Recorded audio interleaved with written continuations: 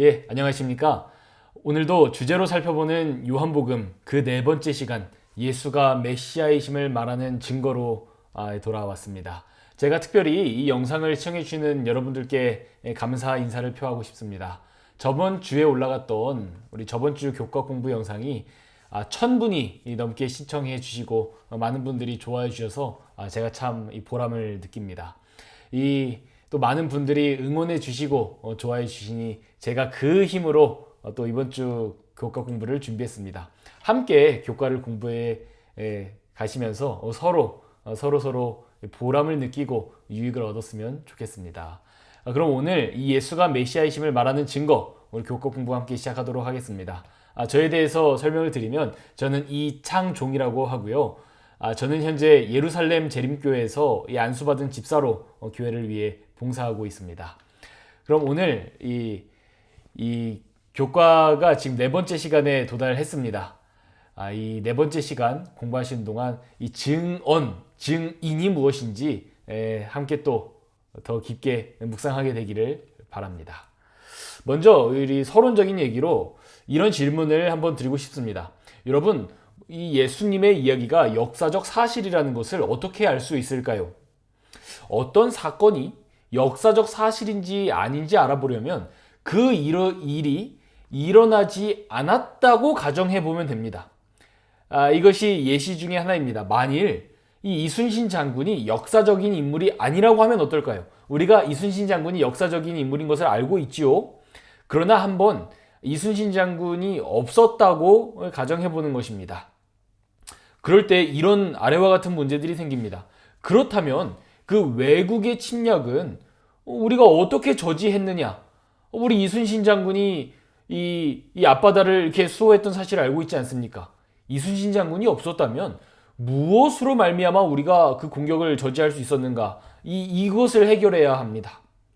또 두 번째로 이순신 장군이 남긴 그 난중일기가 있죠. 이순신 장군이 남긴 그 문헌이 존재합니다. 그 외에도 이순신 장군에 대해서 이야기하는 이 한국에서 만들어지지 않은 다른 문헌들이 등장을 합니다. 예를 들면 일본에서도 이순신 장군에 대해서 언급하는 기록들이 존재하죠.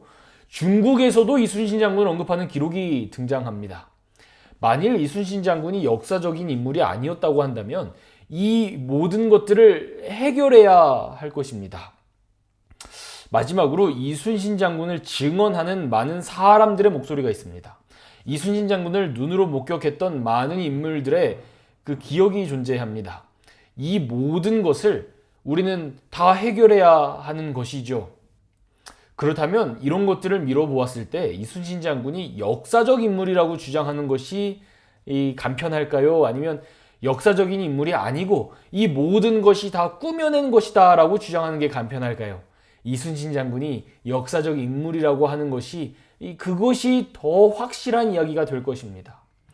그것은 예수님의 이야기와도 똑같이 적용이 됩니다. 어떤 사람들은 예수님이 실존했던 인물이 아니라고 주장합니다. 어떤 사람들이 꾸며낸 가상의 인물이라고 주장하지요. 혹은 예수님이라고 하는 인물은 존재했지만 그 예수님이 부활했다고 하는 것은 역사적 사실이 아니고 그것만큼은 우리가 꾸며낸 이야기입니다 라고 주장하는 것입니다. 이렇다면 어떤 일이 벌어질까요? 우리는 똑같은 과정을 거치면 됩니다. 만일 예수님의 이야기가 예수님이 실존 인물이 아니었다라고 한다면 거꾸로 생각해 보는 것입니다.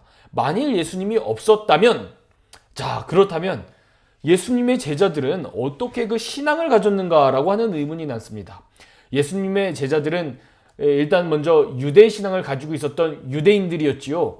성경이 아주 명확하게 기록하지 않지만 유대인이었거나 혹은 신앙이 없이 살아가는 어떤 그런 유대인들이었을 것입니다. 그 사람들이 하나님에 대한 그리고 예수님에 대한 아주 강력한 신앙을 가지게 되었습니다. 예수님이 존재하지 않았다면 이것은 어떻게 설명할까요? 그리고 만일 예수님께서 부활하지 않으셨다면 그들이 어떻게 다시 뭉칠 수 있었을까요? 그런 문제가 생겨나는 것입니다. 예수님의 부활이 없었다면 그것은 무슨 의미가 됩니까? 예수님께서 하신 모든 말씀과 모든 가르침이 다 거짓말이었다는 말이 됩니다. 그래서 실제로 예수님께서 십자가에 달리시고 부활하는 그 사이 동안 많은 제자들이 도망가고 이 예수님의 말씀에 대해서 우리가 잘못 믿은 것이 아닌가라고 어떤 이렇게 의심하는 그 일들이 그 사이에 있었지 않습니까? 그것을 하나로 뭉치게 만들어준 것이 예수님의 십자가 사건이었습니다. 만일 예수님께서 부활하지 않으셨다면 도대체 제자들은 무엇 때문에 다시 하나로 연합할 수 있었단 말입니까? 두 번째로 예수님에 대해서 기록하는 수많은 문서들이 존재합니다. 1차적으로는 성경이 그 증거 중에 하나가 되겠지요. 성경은 분명히 예수님께서 하신 말씀과 가르침과 기적에 대해서 기록합니다. 그렇다면 이 모든 문서들이 거짓말이었다고 주장을 해야 하는데 그것은 쉬운 주장이 아닙니다. 두 번째로 성경 외에도 예수님에 대해서 기록하는 문헌들이 존재합니다. 당시의 역사를 기록했던 역사가 요세푸스는 이 갈릴리 지역에 예수라고 하는 어떤 종교 지도자가 있었다라고 하는 그 사실을 기록합니다. 물론 많은 학자들이 이 요세푸스가 뭐라고 기록하냐면 예수님은 아주 고귀하고 아주 기적을 많이 일으켰다라고까지 기록하는데 요 부분은 아마 후대에 기독교인들이 붙인 것이다라고 추정합니다. 그러나 확실한 것은 이 예수라고 하는 사람이 있다라고 하는 이 기록만큼은 요세푸스가 직접 기록했다라고 모든 학자들이 인정하는 것입니다. 당시의 역사가들은 예수님에 대해서 기록합니다. 두 번째로 이 유대인들의 경전인 탈무드 역시 예수님에 대해서 기록하고 있습니다. 물론 예수님을 좋게 기록하진 않죠. 예수님을 나쁘게 기록하고 있습니다. 마치 뭐라고 기록하냐면 탈무드 산헤드린 이 30페이지쯤에 보면 뭐라고 기록하냐면 당시에 예수라고 하는 사람을 고발해가지고 법정에 세웠는데 이 법정에서 이 예수님에 대해서 변론할 수 있는 사람이 있으면 나와보라 라고 했더니 당시에 아무도 그 예수를 변호하기 위해서 나오는 사람들이 없더라 라면서 이 예수님을 비난하기 위해서 기록한 겁니다. 이런 식으로 예수님에 대해서 기록하고 있다고 하는 것입니다. 예수님의 이 이야기가 사실이 아니라고 한다면 이 탈무드와 이 역사가들의 기록과 이 성경의 기록을 어떻게 설명할 것이냐 하는 문제가 생기게 되는 것이죠. 마지막으로 예수님을 봤다고 하는 증인들이 존재합니다. 내가 예수님을 직접 봤습니다. 내가 예수님의 가르침을 직접 들었습니다 라고 하는 이 수많은 증인들은 어떻게 설명할 것이냐 이런 문제가 생기는 것이죠.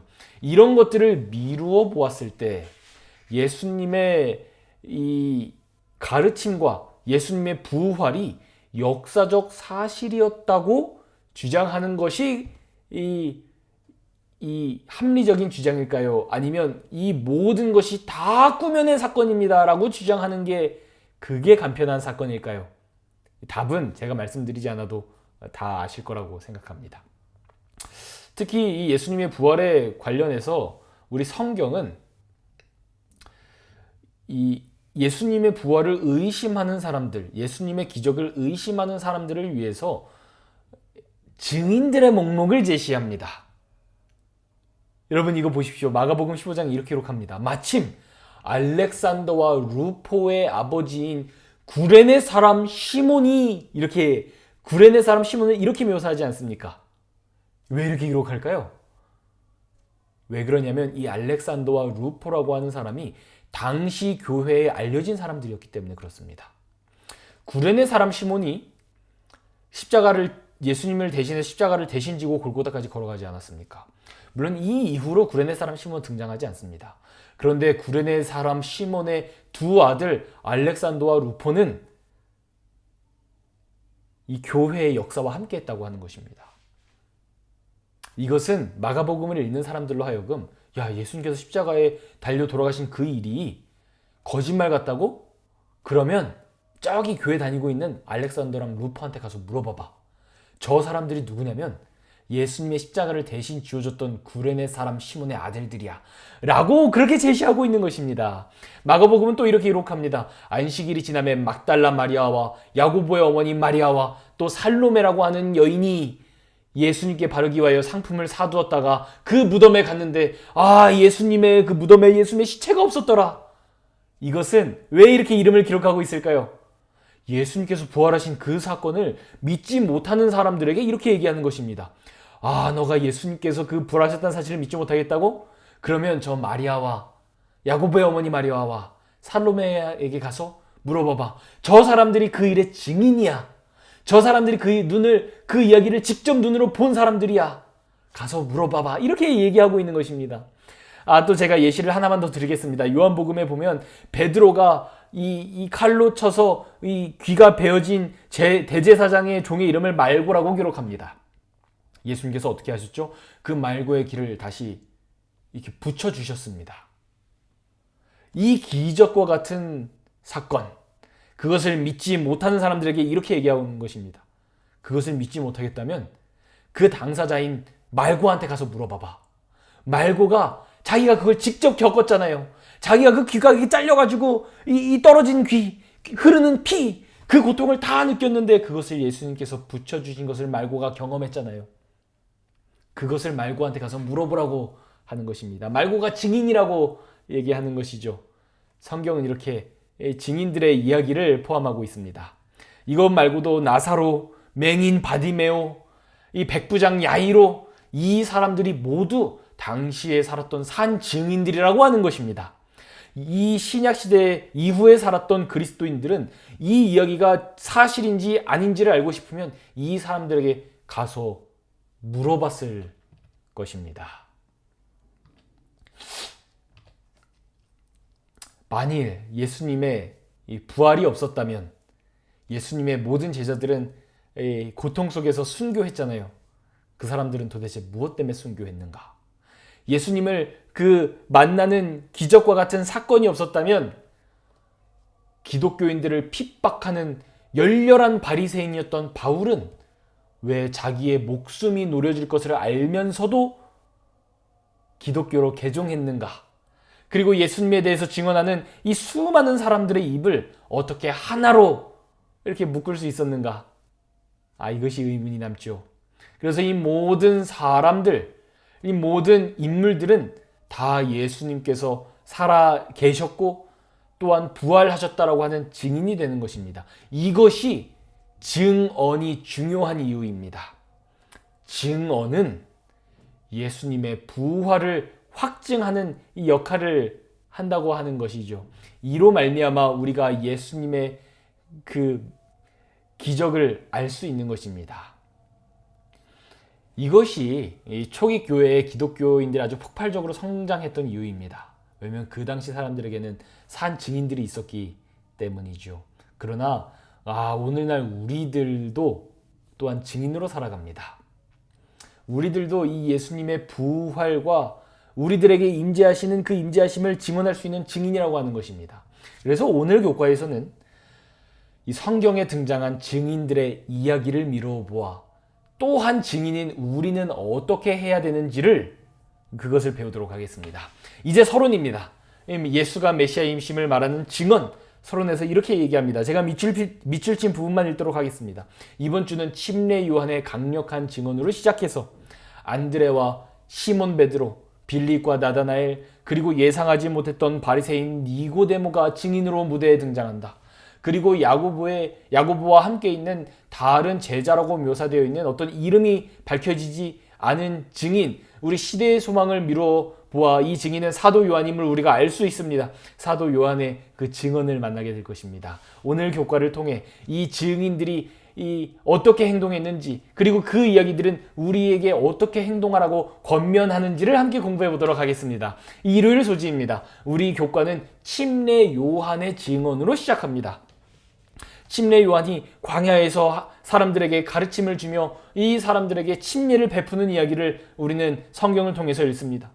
그러자 많은 유대인들이 이 침례 요한에게 다가와 이렇게 이야기합니다. 너가 누구냐? 하니 요한이 나는 그리스도가 아니라 이렇게 얘기합니다. 그러자 이 사람들이 묻습니다. 너가 그럼 엘리야냐?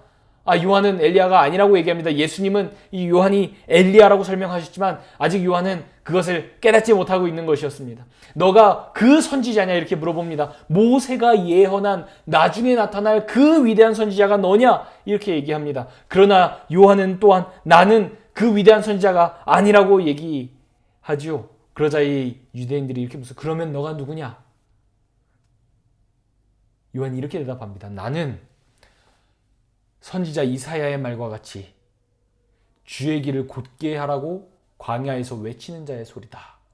나는 이 이후에 등장할 예수님의 길을 준비할 그냥 소리라고만 이야기하는 것이죠. 우리 복음서는 요한의 이야기부터 시작합니다. 성경은 증인 요한부터 시작하여 예수님의 사역이 어떤 사람의 계획이 아니고 하늘의 계획이라는 것을 밝히고 시작합니다.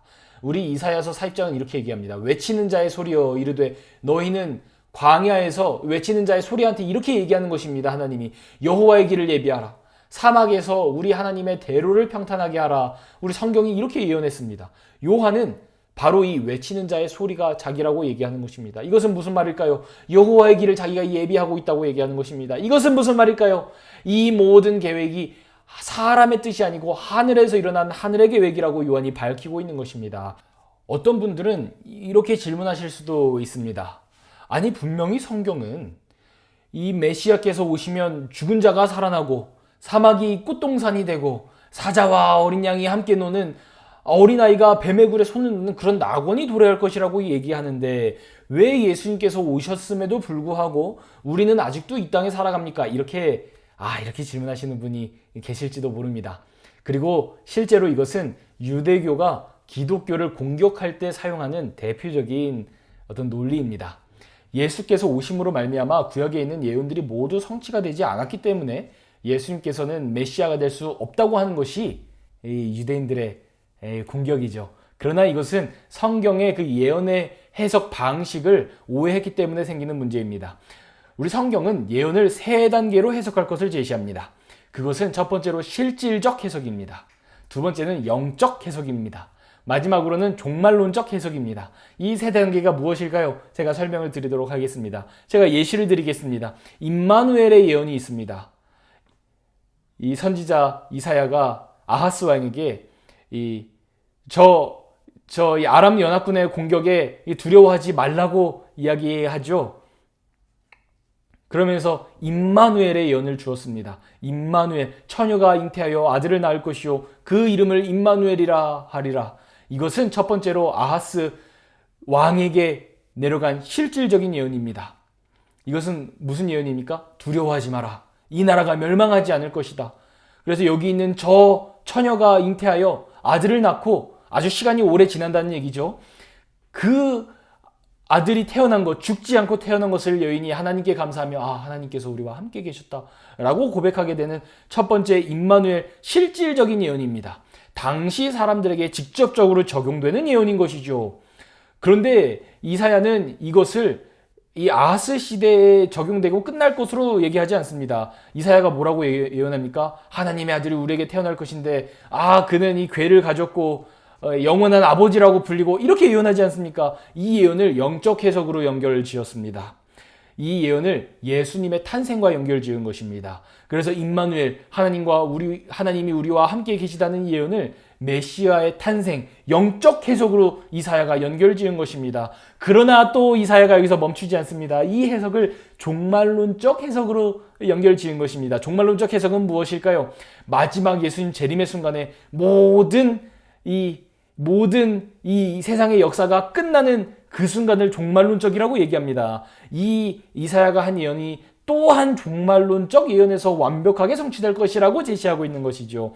그래서 실질적 해석, 당시 사람들에게 그것이 어떤 의미를 가졌는가. 두 번째로 영적 해석, 그것이 예수님을 통해 어떻게 성취될 것인가. 세 번째로 종말론적 해석, 그 예언이 이 마지막 재림의 순간에 완벽히 성취될 것을 성경이 얘기하고 있는 것입니다. 그래서 성경은 세 단계로 해석해야 합니다. 이것이 예수님의 메시아 사역도 마찬가지입니다. 메시아에 대한 그 예언, 너희는 광야에서 외치는 자의 소리. 이것은 이 당시 유대인들에게 주는 말이기도 합니다. 그들은 이 예수님께서 오실 것을 예비하고 준비했어야 하는 것입니다.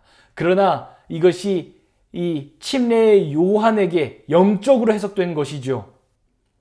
침례 요한이 바로 그 영적 예수님의 임재를 알리는 역할을 맡았던 것입니다. 그렇다면 우리는 이런 질문을 던질 수 있습니다. 그렇다면 이 광야에서 외치는 자의 소리, 예수님의 이 임재를 알리는 엘리야의 사역의 종말론적 해석은 무엇입니까?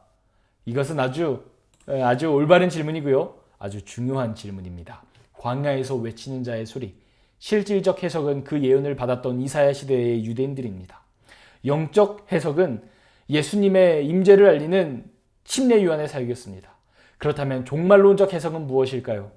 우리는 엘렌 화이트의 교회정을 통해서 그것이 무엇인지 알 수 있습니다. 엘렌 화이트는 그것을 우리의 사업이 침례 요한, 엘리야의 사역이라고 엘렌 화이트께서 그렇게 얘기하신 것입니다. 예수님께서는 마지막 날, 종말의 때에 다시 이 땅에 오실 것입니다. 그때에 비로소 구약 성경에 예언된 모든 예언들이 이 성취를 맞이할 것입니다. 예수님께서 주신 예언이 죽은 자가 살아나고 병든 자가 고침을 받고 눈먼 자가 눈을 뜨는 그 일이 예수님 시대에도 분명히 있었죠. 그것이 영적으로 우리에게 예수님의 시대에 도래했습니다. 그러나 그 최종적인 성취는 종말의 때에 일어나게 될 것입니다. 그 일을 앞서 우리는 침례 요한의 마음으로, 광야에서 외치는 자의 마음으로, 그리고 엘리야의 마음으로 예수님의 재림을 알려야 하는 것입니다. 그 사업이 이 땅에 남은 마지막 자손인 우리에게 주어져 있는 것이죠. 이것이 침례 요한에 대한 종말론적 해석입니다. 그런데 이 요한이 예수님에 대해서 증언하면서 그것이 이 사람의 뜻이 아니고 하늘의 뜻이라고 얘기했습니다. 그것을 우리가 요한복음을 더 읽으면 더 분명하게 드러납니다. 요한복음은 이제 요한의 증언을 이어서 이렇게 얘기합니다. 이튿날 요한이 예수님이 자기에게 나아오심을 보고 이르되, 이미 요한복음에서는 예수님께서 침례를 받으신 그 이후의 이야기입니다. 예수님께서 이미 침례를 받으셨습니다. 요한이 예수님을 보고 이렇게 얘기합니다. 세상 죄를 지고 가는 하나님의 어린 양이로다. 33절입니다. 나도 그를 알지 못하였으나 나를 보내어 물로 침례를 베풀라 하신 그게 누구시죠? 하나님입니다. 하나님이 나에게 말씀하시되 성령이 내려서 누구든지 위에 머무는 것을 보거든 그가 곧 성령으로 침례를 베푸는 이인 줄을 알라 하셨기에 내가 보고 그가 하나님의 아들이심을 증언하였노라 하니라. 이렇게 얘기하였습니다. 요한은 첫 번째로 예수님을 구원하는 어린 양이라고 표현합니다. 세상 죄를 지고 가는 어린 양이라고 표현하였습니다. 구약 성경은 우리를 구원하는, 우리를 속죄할 어린 양을 요구하는 책입니다. 창세기 22장 7절에 이삭이 아브라함에게 이렇게 얘기합니다. 아버지, 우리가 번제할 어린 양이 어디 있습니까? 우리가 번제할 어린 양이 어디 있습니까? 어린 양을 찾는 것입니다. 아브라함이 뭐라고 대답했지요? 어린 양은 하나님께서 준비하실 것이다. 이렇게 얘기하지 않습니까? 우리를 구원하는 어린 양을 찾아가는 이야기, 그것이 구약 성경의 이야기입니다. 출애굽기 12장 3절에 이렇게 이야기합니다. 하나님께서 출애굽하는 그 재앙의 마지막 재앙의 날, 어린 양을 취해서 그의 피를 문설주에 바르는 모든 사람은 구원받을 것이라고 얘기했습니다. 당시 사람들이 어떻게 했을까요? 어린 양을 구하기 위해서 분주했을 것입니다. 여러분, 이 이야기는 우리가 사람들이 어린 양을 쉽게 얻었을 것 같지만 사실 그렇지 않습니다. 이집트의 그 문헌과 그 율법의 책들을 보면 고대 이집트에서 양은 부정한 동물로 취급되었습니다. 이집트에서 양을 구하는 것은 정말 어려운 일이었습니다. 마치 이스라엘에서 돼지를 구하는 것이 아주 어려웠던 일과 같은 일인 것입니다.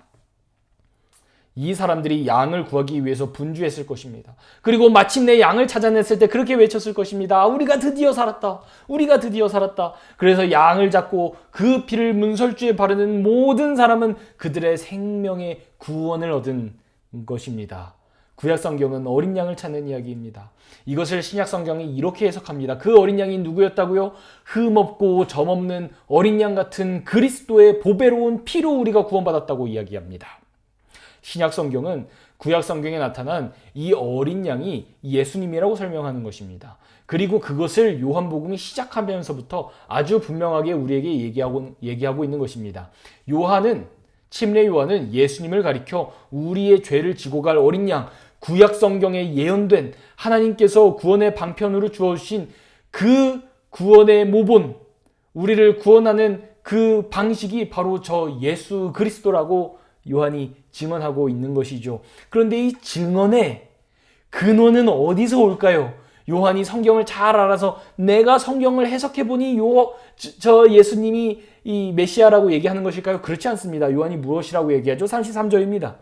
나도 그를 알지 못하였으나 요한이 잘 몰랐다는 것입니다. 그런데 누가 말씀해 주셨다고요? 나에게 물로 침례를 베풀어 하신 그이. 하나님께서 나에게 말씀해 주시기를 이 모든 것을 깨달아 알게 하셨다고 하는 것입니다. 요한은 자기가 또한 증인입니다. 그런데 이 증언의 권위를 어디로 돌리고 있습니까? 하나님께 돌리고 있는 것입니다. 하나님께서 그 증인이라고 요한이 얘기하고 있는 것입니다. 요한은 하나님의 말씀에 따르면 예수님이 바로 우리의 메시아입니다 라고 얘기하고 있는 것입니다. 그래서 이 요한의 증언에서 우리는 두 명의 증인을 봅니다. 첫 번째로는 요한이 그 증인이고요. 두 번째로는 하나님께서 그 증인이십니다. 그래서 예수님께서는 사람과 하나님이 증거하는 메시아가 되는 것입니다. 이때 요한의 이 두 제자가 요한의 이 말을 듣고 예수님을 따라가기로 결정합니다. 아주 당연한 결정이죠. 메시아의 길을 예비하는 사람이 있으면 당연히 메시아를 따라가는 게 맞죠. 그래서 이 두 제자가 예수님을 따르기로 결정합니다. 이 두 제자 중에 한 명의 이름은 성경에 기록이 되어 있습니다. 그 사람의 이름은 베드로의 형제인 안드레입니다. 이 증인들이 어떻게 행동하죠? 오늘 이 얘기는 증인으로서 우리가 어떻게 행동해야 되는지를 알려줍니다. 안드레가 먼저 한 일은 그가 먼저 자기의 형제 시몬 베드로를 찾아다가 우리가 메시아를 만났다 하고 자기의 형제를 예수님께 소개하는 모습을 보여주고 있는 것입니다. 또 다른 그 이어지는 이야기가 있습니다. 이 빌립을 예수님께서 만나셨습니다. 빌립은 이 사도 요한의 제자는 아니었고 길 가다가 만난 사람인 것이죠. 예수님께서 나를 따르라 하셨습니다. 빌립이 그러자 어떻게 하죠? 빌립이 나다나엘을 찾아갔습니다. 모세가 율법에 기록하였고 여러 선지자가 기록한 그 메시아를 우리가 만났다라고 빌립이 증언합니다. 이 이야기에서 증인으로서 우리가 무엇을 해야 되는지를 성경이 가르쳐주고 있습니다. 증인이 해야 될 첫 번째 일은 전도하는 것입니다. 그리스도를 만난 제자들의 이 첫 번째 반응은 자신의 이웃들에게 가서 예수님을 만났다고 소개하는 일이었습니다. 예수님을 눈으로 본 사람들, 예수님의 음성을 귀로 들은 사람들, 예수님을 만났던 사람들은 그 예수님의 임재를 또한 다른 사람들에게 전하는 그것이 아주 당연한 첫 번째 일일 뿐만 아니고 성경이 우리에게 가르쳐주는 제자의 도리라고 하는 것입니다. 이어서 이 수요일 소지인 빌립과 나다나엘의 이야기도 보시겠습니다. 빌립이 나다나엘에게 가서 예수님을 소개했습니다. 나다나엘이 조금 미심쩍은 거예요. 왜냐하면 예수님이 나사렛에서 온 예수님이라고 하는 것이죠. 나사렛이라고 하는 동네는 무슨 도시가 아니었습니다. 아주 그냥 저 시골의 그런 도시였던 거예요. 갈릴리에서 가깝긴 하지만 아주 갈릴리 도심도 아니고요. 어디 좀 이렇게 있는 동네죠. 우리도 이 마음을 이해할 수 있습니다. 우리도 우리가 아주 뛰어난 성경 우리 교수님이 있습니다. 이렇게 얘기하면 어떻게 소개하는지 아십니까? 우리 성도님들도 오늘날 살아가는 우리도 어떻게 소개하냐면 저 사람으로 말할 것 같으면 어디 대학에서 공부했고 무슨 책을 썼고 어디서 목회했고 우리도 그렇게 설명하지 않습니까? 그런데 만일 우리가 소개하는 어떤 이 교수님의 어떤 성경 선생님의 이 교육 역사가 어디 하버드 대학교 서울대학교 이게 아니고 어디 이름 들어본 적 없는 대학에서 공부했다고 하면 살짝 좀 미심쩍지 않습니까? 아니 우리는 인간이기 때문에 그렇게 판단하는 거예요.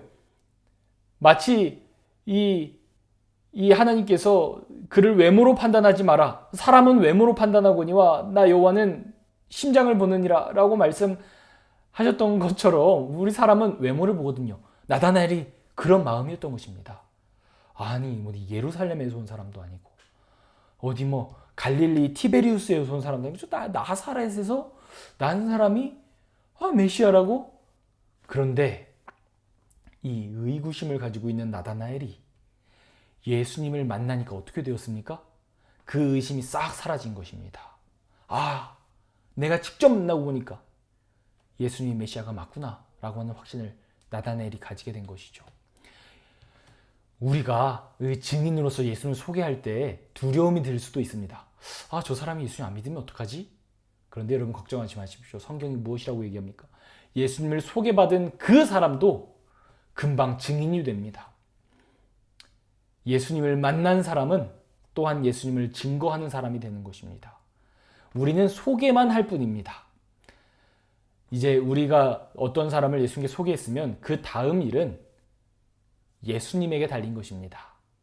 예수님께서 그 사람을 인도해 주실지, 인도하시지 않으실지 이제 그것을 여러분 마음 푹 내려놓으시고 하나님께 맡기고 기도하고 여러분 소개하셨고 전도하셨으면 이제 나머지는 하나님께 맡기시는 것입니다. 이것이 성경이 우리에게 제시하고 있는 바이죠. 우리 마지막 이야기는 또 니고데모가 등장합니다. 니고데모를 성경이 뭐라고 묘사합니까? 바리새인이라고 소개합니다. 우리 성경에 보면은 분명 바리새인 다 나쁜 사람들이라고 얘기하는 것 같은데 다 그렇지 않다는 것이죠. 예수님을 따른 사람 중에는 아주 진성 유대인들이 많았다고 하는 것입니다. 이 니고데모가 예수님께 와서 이렇게 얘기합니다. 당신은 하나님께로부터 오신 선생인 줄을 아나이다. 하나님께서 당신과 함께 하지 아니하시면 당신이 행하시는 이 표적을 아무도 행할 수 없습니다. 이렇게 얘기한 것입니다. 그런데 이때 우리가 주목할 것이 있습니다. 니고데모가 아직 예수님을 메시아로 고백하지 않는다는 것입니다. 이 니고데모는 예수님이 그냥 선지자인 줄 알았습니다. 그래서 하나님께로부터 오신 이 선생 이렇게 얘기한 거예요. 당신이 그리스도입니다 이렇게 얘기하지 않은 것입니다. 이때 니고데모의 질문은 이것이었습니다. 우리가 어찌하여야 구원을 받을 수 있겠습니까? 예수님께서 뭐라고 말씀하셨죠? 구원은 인종적, 너가 유대인이라고 받는 게 아니야. 율법적, 너가 율법을 지켰다고 받는 게 아니야. 예수님을 믿고 회심하는 사람에게 주어진다고 이렇게 말씀하셨습니다. 이 말씀을 들은 니고데모가 어떻게 했을까요? 그냥 무슨 율법 선생님 인 줄 알았는데 율법을 잘 가르치지도 못하고 이렇게 얘기했을까요? 아닙니다. 니고데모는 회심했습니다. 요한복음 거의 끝자락에 우리는 니고데모가 다시 등장하는 것을 볼 수 있습니다. 니고데모가 이 몰약과 침향이 섞은 것을 가지고 예수님께 이렇게 찾아온 것이죠. 시대소망의 니고데모를 이렇게 소개합니다. 그는 자기에게 경의를 표하던 자들에게 조롱과 박해를 받았다. 예수님을 믿었기 때문에 그렇게 됐다는 것이죠. 그는 이 세상의 재물에는 가난하게 되었으나 예수와 회견하게 되었던 날 밤, 그때 시작되었던 그 믿음에 서서 흔들리지 않게 되었다고 하는 것입니다. 이것이 예수님을 만난 사람들의 변화하는 그 역사가 여기 나타나는 것이고요. 또한 이것이 증인들의 삶이라고 하는 것입니다. 예수님을 직접 눈으로 보고 귀로 들은 사람들은 증인이 되어 외부의 공격과 조롱에 흔들리지 않고 오직 예수님을 위해서 살아나가는 예수님의 제자가 되는 것입니다. 이것이 증인으로서의 삶인 것입니다. 오늘 이렇게 예수님이 메시아이심을 말하는 증거들에 대해 살펴보았습니다. 그리고 그 안에 담겨있는 우리는 증인으로서 어떻게 행동해야 되는가 하는 그 가르침도 알아보았습니다. 오늘 이 주제로 살펴보는 요한복음 4번째 시간을 마치면서 우리가 이 땅을 살아갈 때 예수님의 증인이라는 사실을 항상 마음속에 깊이 간직하시고 이 다른 제자들처럼 우리가 본 것을, 우리가 경험한 것을 우리 주변 이웃들에게 담대하게 전하는 우리 모든 이 영상을 시청해주시는 성도님들 되시기를 바라며 오늘 공부를 마치도록 하겠습니다. 감사합니다.